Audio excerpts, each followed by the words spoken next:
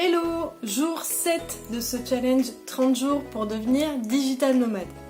Alors si tu rejoins les vidéos aujourd'hui, non, ce n'est pas pour devenir digital nomade en 30 jours, mais c'est bien moi qui me donne le challenge de te donner le maximum d'informations en 30 vidéos pour devenir digital nomade. Aujourd'hui, le sujet du jour, c'est un petit peu notre parcours, comment nous sommes devenus digital nomades, comment nous avons réussi à monter nos deux entreprises, à évoluer sur le web, à réussir à faire un blog qui commence aujourd'hui un petit peu à décoller, alors que moi-même par exemple j'étais partie de zéro, et c'est peut-être ton cas à toi aujourd'hui qui regarde cette vidéo. Alors la réponse elle est simple et je suis sûre que tu l'as déjà entendue un petit peu partout, mais on va quand même la développer aujourd'hui, c'est le temps. Alors je vais pas forcément te parler d'organisation aujourd'hui, mais de comment on a réussi à gérer notre temps pour monter ces projets-là. Avec le recul, est-ce que finalement on referait la même chose ou pas?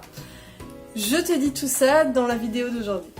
Alors tout d'abord, un projet de digital nomade, c'est-à-dire de monter sa boîte, de devenir indépendant, freelance, entrepreneur, ça prend du temps.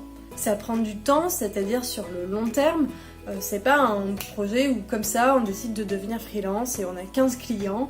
Malheureusement, il faut prendre le temps de construire petit à petit son entreprise. Et deuxièmement, ça prend du temps aussi dans le sens où aujourd'hui tu es peut-être salarié, tu as ton activité à temps plein et il va falloir que tu te dégages du temps pour faire avancer ce projet-là. Alors notre parcours à nous a été le suivant.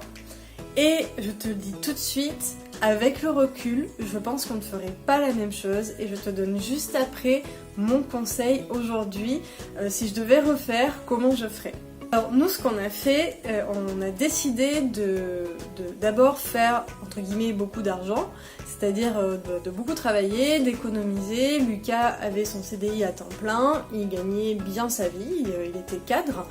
En fait on avait très peu de dépenses, enfin en tout cas on les avait vraiment limitées pendant quelques bonnes années.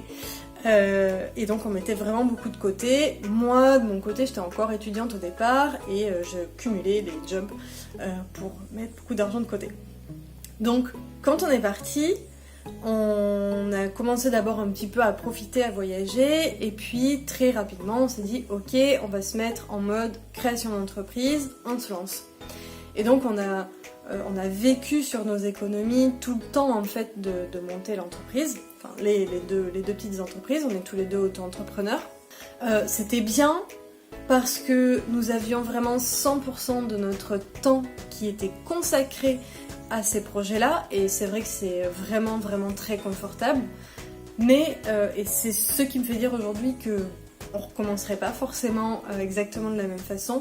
On avait un petit peu l'épée de la Damoclès au-dessus de la tête, c'est-à-dire qu'une fois que le budget serait terminé, il fallait absolument qu'on gagne de l'argent avec nos projets de freelance. Et ça, c'est pas forcément très agréable, surtout quand on débute. C'est très difficile d'avoir des revenus fixes, d'avoir des clients fixes, d'avoir une notoriété, de faire fonctionner le bouche à oreille dès le départ. C'est pas forcément facile et du coup, on a eu des moments pas forcément très confortables. D'autant que moi, je partais vraiment de zéro. Lucas avait ce petit avantage avant de se lancer dans la création de sites web et l'expertise SEO d'être un développeur logiciel / chef de projet. Donc il était déjà dans cet univers du digital, de l'informatique, etc. Et moi au contraire, je suis initialement prof de français, donc découvrir cet univers du digital était complètement nouveau. Et donc forcément avec toutes les difficultés que ça implique. Donc deuxième façon de se dégager du temps, et c'est ce que je te recommande de faire, et c'est ce que je ferais aujourd'hui si je devais retenter l'aventure à zéro, en ayant par exemple mon CDI aujourd'hui et en préparant mon voyage. En fait, c'est vraiment de construire ce projet en mode side project. C'est-à-dire que tu continues ta vie normale, tu as ton CDI, ton job, ta vie, ta famille, tes amis, etc. Et tu te dégages du temps pour construire petit à petit ton projet. Du coup, ça devient vraiment un projet long terme, mais ça fait sens parce que de toute façon, comme je te l'ai dit au début de cette vidéo, un projet digital nomade, un projet d'entrepreneuriat, c'est un projet qui est long. On ne peut pas comme ça devenir super freelance, même si on le voudrait tous. Donc ça permet vraiment de se familiariser avec ce nouvel univers, cette nouvelle activité, etc. sans prendre de risques, et notamment de risques financiers. Alors là, j'entends déjà les questions et je vais déjà y répondre un petit peu dans cette vidéo. Je ferai une prochaine vidéo qui sera totalement consacrée à ça. Oui, Sonia, t'es bien mignonne, j'ai mon job, j'ai mes enfants, j'ai le sport, j'ai mes amis, j'ai ma famille. Bref, faut faire les courses, le ménage, la lessive. Explique-moi comment tu veux que je monte mon projet en parallèle de tout ça. Alors, c'est beaucoup d'organisation, c'est pas facile à mettre en place tout de suite, mais il suffit, entre guillemets, de faire le ménage un petit peu dans sa vie.